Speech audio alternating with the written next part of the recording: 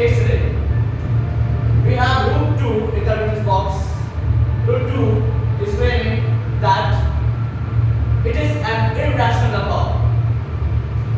Defending him is Mr. Shivam Negi, and the prosecutor we have Mr. Seo.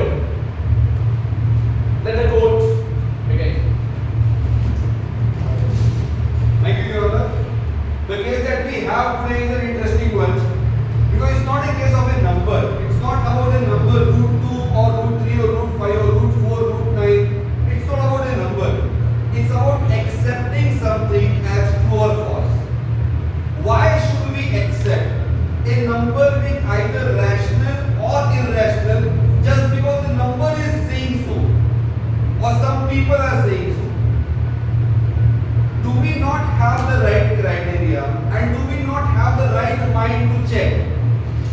I refuse to accept root 2 as the irrational number, and I have my reasons which I shall list now, and I want the court to pay its kind attention to the details.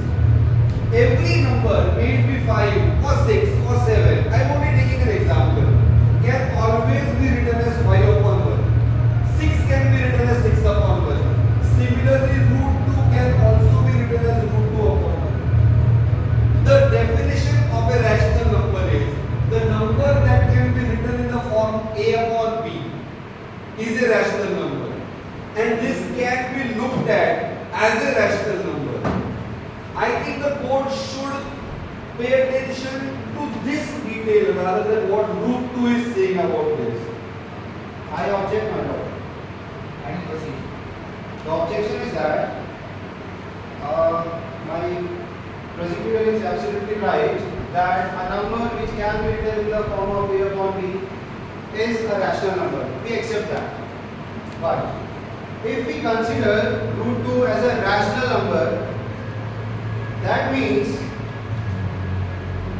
we can write root 2 is a rational if we take your opinion.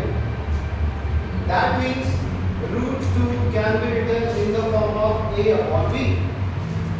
Like you have said, root 2 is root 2 upon 1. We can assume that root 2 upon 1. So it is in the form of a upon b. Let's accept that. Your Honor, is honorary lawyer taking my argument forward?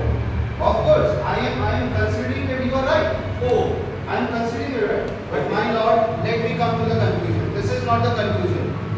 Let me come to the conclusion. So I am saying that suppose you are correct. You are saying that root 2 is a rational. I have written root 2 is equal to a upon b. Can we assume that a and b are co-prime? That means they are in the simplest form. yes. We can assume that they are in the simplest form. That If is you a have necessary requirement. That's a necessary requirement. We know that A and B are co-prime. Co-prime means they do not have any common factor. Do you agree with me? Yes, sir. They do not have. They are in the simplest form. Yes. The highest common factor of A and B is 1. Highest common factor of A and B is 1. Point to be noted, Judge. Judge sir. The highest common factor of A and B is 1. Point to be noted. I am squaring both sides. Do you have any problem if I square both sides? As long as you perform the same mathematical operations on both the sides, there is nothing wrong with that. That means I am not doing anything illegal. I am doing everything legally. That squaring both sides. So if I square root 2, it will become 2. If I square a, it will become a square. If I square b, it becomes b square. My lord, I have not done anything illegal. I am following the rules of mathematics. I have squared both sides. Root 2 became 2 and ab became a square b square. Am I right? Do you accept my statement? Yes, sir. Now, again I am going with the rules. I am not disobeying the rules. I am just transposing them. B square equals to a square upon 2.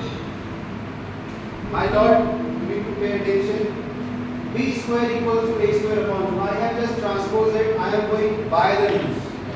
After that, I can say that 2 divides a square. Do you have any problem in this? Yes, sir. I would like my friend to explain this a little bit more because b square square is equal to a square upon 2 is only the result of transposition, which is perfectly fine. But does that prove that a square is divisible by 2? My lord, I can prove that. Yes, sir. I can prove that a square is divisible by 2. Whenever we write 4 divided by 2, we write equals to 2. That means we divide it and the answer is 2, and answer we write is equals to. Right? If I write 25 divided by 5, so we write equals to 5. So if we observe this statement, we have a number, we have another number, and equals to we have the answer. Answer that we are getting after dividing. If we compare, there is a number a square divided by 2 and equals to we are getting a result. That shows that if we divide a square by 2, we get b square as the answer. That requires b square or to be a completely integer number. Completely integer number. This is integer number. This is integer number. Then it is divisible. It is divisible. I can say that 2 divides a also. Yes. Now this has to be explained, sir. I am saying that if a number, my lord, I can prove it, that if a square number, I am considering a square number 64. Am I going right? If I divide it by 2, the result I am getting is 32. My lord, it's absolutely right. If I divide 64 by 2, it becomes 32. 64 is a square of 8. Divided by 2, we are getting 32. My lord, am I wrong if I say that 8 is divisible by 2? 8 is divisible by 2 because 8 square, which is 64, is divisible by 2 and we are getting 32. 8 square is divisible by 2 and hence 8 is also divisible by 2. We get the answer 4. We can take any another number. If we take 625, it is divisible by 5 and we get the answer 125. 25 square is divisible by 2. This shows that divisible by 5. And this shows that 25 is also divisible by 5. So if a square number is divisible by a number, then the number will also be divisible by the number. So hence we can say that 2 divides a square, this implies that 2 divides a. Any point?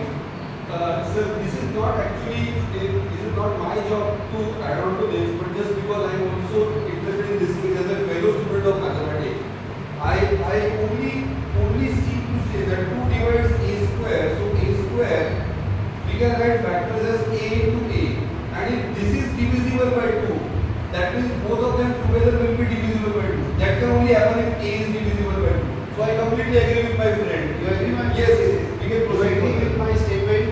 Now, if 2 divides a, that means a can be written as 2 times a number m.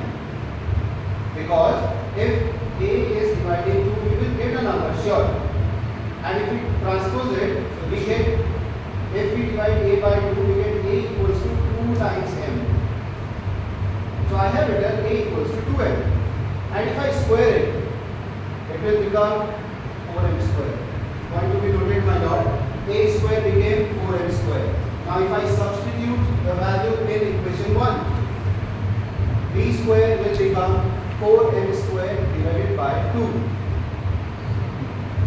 Again I am going to the rules of mathematics. B square can be written as 2m square.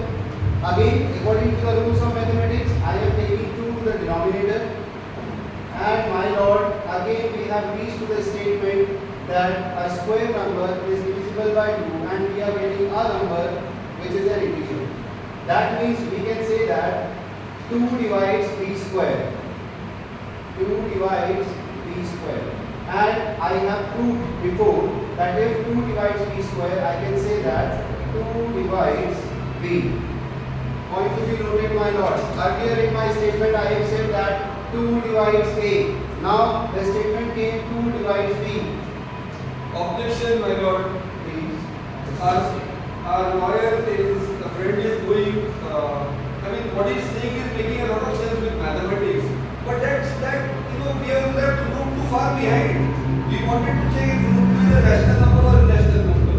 And we are left it far behind. I will be very happy if our friends can bring it back to root 2. Again, my friend, please wait. I I am coming to the conclusion. Whatever we have started, I am coming to the conclusion. Point to be noted, my lord. We have noted, the court has noted that A and B are co-prime. That means A and B have no common factor. It has only one common factor, that is 1. But my lord, according to this statement, 2 divides A. That means 2 is a factor of A. According to this statement, 2 divides B. That means 2 is a factor of B.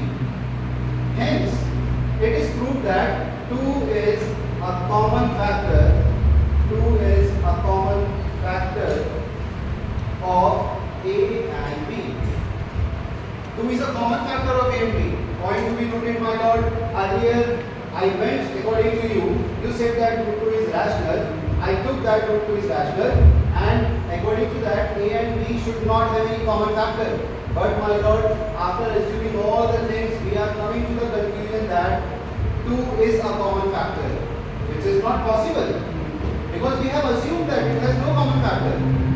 According to you, it should not have any common factor, but I am proving that it has a common factor. Is this a contradiction? This is a contradiction. This is a contradiction that A and B are co-prime. Hence, you were saying wrong. It is not rational. It is irrational. Your Honor, I still have one doubt left, and that is, if our conclusion is coming to be a contradiction, does that always mean that we started wrong, or was it like somewhere in the steps we got wrong somewhere? My lord, we have to check the steps as well. My lord, I did the same thing which are there in the laws of mathematics. You said that root 2 is rational. I assumed that. According to this, I squared both sides. Then I went A square B square 2. Then I transposed. Then I came to the conclusion that 2 divides A square and 2 divides A. After that, I assumed 2m times 2 times m is A. Then squaring, I got 4m square. I substituted the value according to the rules. Then after that, I eliminated and I got b square equals to 2m square. That means 2 divides b square. 2 divides b. So according to these two statements, A and B both have 2 as a common factor. But this is very contrary to the statement that you said. That means I am saying that root 2 is a common factor of A and B. This contradicts our assumption that A and B are co-prime. Hence, I am saying that root 2 is irrational. Since we started with an assumption that root 2 is a rational number, and my friend has taken some mathematical steps as initiatives, and I tend to agree with all the steps because there is nothing wrong in these steps. But then your assumption always has that if it is a rational number, then it can be written as A upon B, where A and B are co-prime numbers, they should not have any common factor. But they have.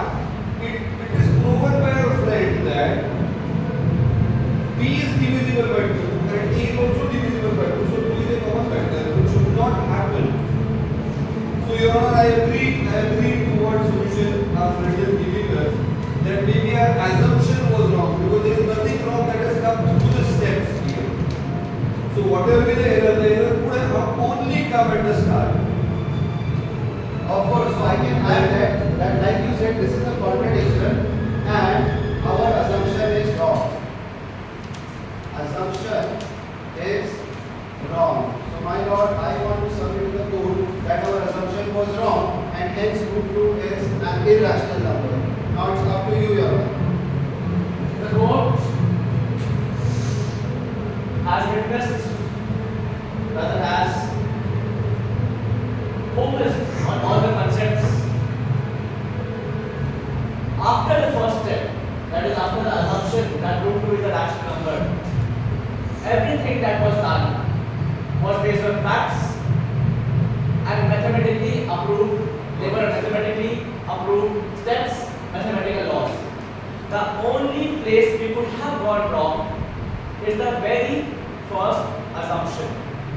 And since we have found a contradiction at the end, a contradiction means that what we assume is actually not true.